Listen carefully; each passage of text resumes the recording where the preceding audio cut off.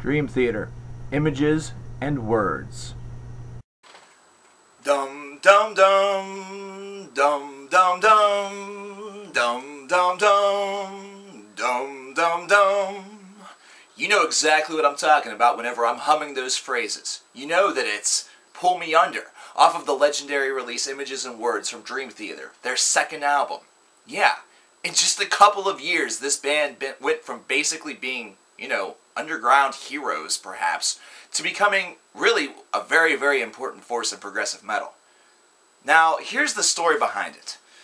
After they fired Charlie Dominici, they were basically auditioning many people in order to fulfill his role. And out of the 200 plus that they auditioned, well, James LeBray was somebody who happened to show up. He was in a Canadian glam metal band at the time and felt that the band had a little bit of promise, so he auditioned. Other notable auditions was also John Arch from Fate's Warning, but we'll get to Fate's Warning in a minute.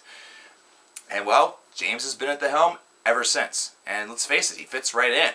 This is definitely an album that definitely shaped this band. It's their only album to achieve gold certification or higher, and it did so because it sold extremely steady as they continued to tour, and because of the success of Pull Me Under. Pull Me Under got extensive airplay on MTV and even on the radio, and in fact it's the only song of theirs that has reached either any sort of top 10 list. And this is a song that definitely deserved it a lot, and because of that, it's also, as of recent, appeared in the Guitar Hero video game World Tour. But what about this album as a whole? This album actually shaped a lot of Dream Theater's future just within its walls, just within its confines. For one, this was the first album of theirs to have a song that was above 10 minutes in length. The very last track on this album is posted at longer than 11 minutes in length, so this was something that would become a common staple after this. Secondly, this was also the band's real first touch and taste with any sort of fame, radio airplay, etc. And it was something that was very well deserved as far as Pull Me Under was concerned, but you could even kind of wish that the second track on the album, Another Day, would have gotten it too, because it's another fantastic song by its own right. But by and large, a lot more people were definitely learning about this band, and they were getting a lot more attention from reviewers, from the music media, from critics, journalists, etc. Thirdly, and perhaps most importantly, we saw the emergence of the Metropolis idea.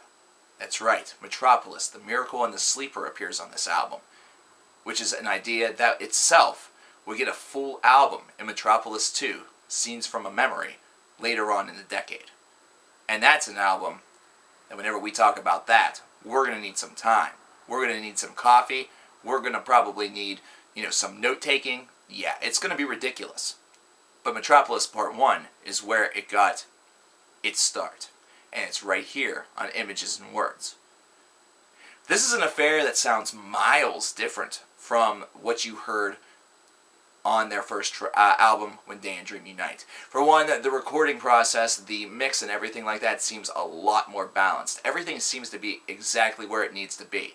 James LeBray's voice sounds extremely collected, calm, and also extremely crisp. Those are three C's that were absolutely, totally important whenever it came to this album, considering the other C, Charlie, well, he had a gruff-sounding persona on his vocals, which didn't exactly resonate with a lot of people. It was something that actually most people say is the reason why they don't enjoy When Day and Dream Unite as much as perhaps some of the others. Another thing that was extremely notable on this record is the fact that there is a lot more diversity on this.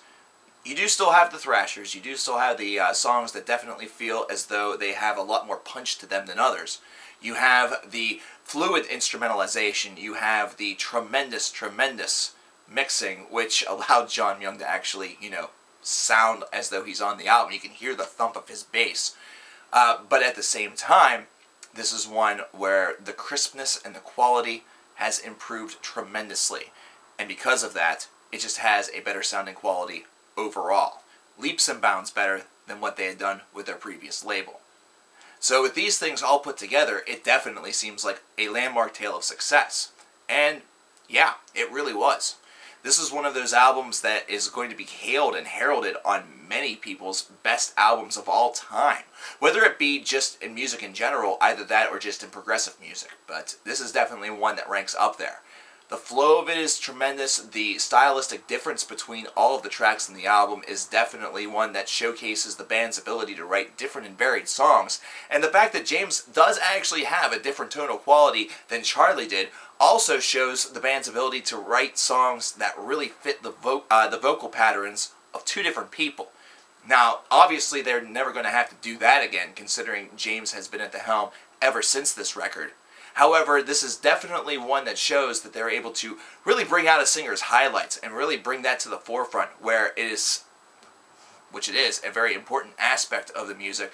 It is something that they're able to enhance. It's something that they're able to really take to the top of the importance plateau, whereas they themselves, whenever James is not singing, are able to showcase their own mastery of their craft. John Petrucci once again shines, and it is one hell of a landmark album for him. John finally gets a spotlight. Mike is getting himself really on board. His chops are getting more and more amazing by the album. And Kevin Moore's parts are extremely equal in value, and they're definitely enhanced on songs such as Pull Me Under and Another Day, as well as others. The entirety of this album really is just hit with bona fide classics, things that you would still hear in a Dream Theater set to this day. I mean, it's something that is absolutely immortalized by the fact that it is done so well. And these are all tracks that just have a heightened importance because of what they had released just a couple of years ago. This almost seems like landmark quality difference for this band. Even though the first album I still think is very viable, very good actually, this is an album that just seems leaps and bounds more positive and more in the right direction.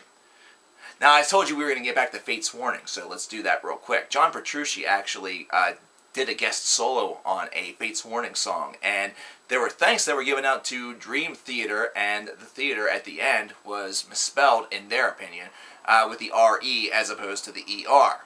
This is something that really, really annoys Dream Theater for some reason. I really don't know why. It's whatever. So the thank you to Fate's Warning was F-A-T-Z-E, Warning. Seems childish, seems trivial, seems really immature, but I found that funny. Just one of those curious things that you find while reading liner notes. Overall, though, this album was leaps and bounds better. The sales really showed it. The quality showed it. James's vocals really do outrank Charlie's, even though Charlie, I feel, has his place. Everything just really showed why this band was so dangerously close to breaking out in 1989 and why they showcased so much talent on their very first album, their premiere album, because their second album, when given the proper protocols to succeed, they really made count. They really showcased their abilities, and they were able to show them to the world, and the world responded by saying, wow, this is definitely a band to watch. Now, even though this is the album that has been their highest selling threshold ever in the entirety of their career, that's not to necessarily say that this was the high point of their fan base. In fact, the high point of their fan base could be really seen today. There's just tons of people that really flock to Dream Theater shows and really love the Dream Theater material.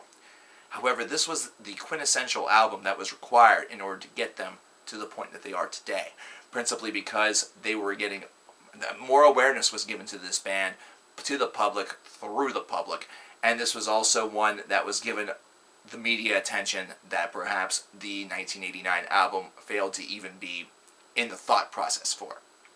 Overall, Images and Words is a bona fide classic. It may not have cracked the coverkillernation top 25 list, but there's a good chance that if you ask 9 other progressive metal fans, that it's going to appear on at least 3 or 4 of them. Yeah, this is an album that has that much viability. Definitely a stone cold classic. Definitely one that if you haven't listened to it as of yet, if this is your first experience through the Dream Theater discography and you're just finding out information about this band, see the band at probably one of its best moments early on in its career and check out this album.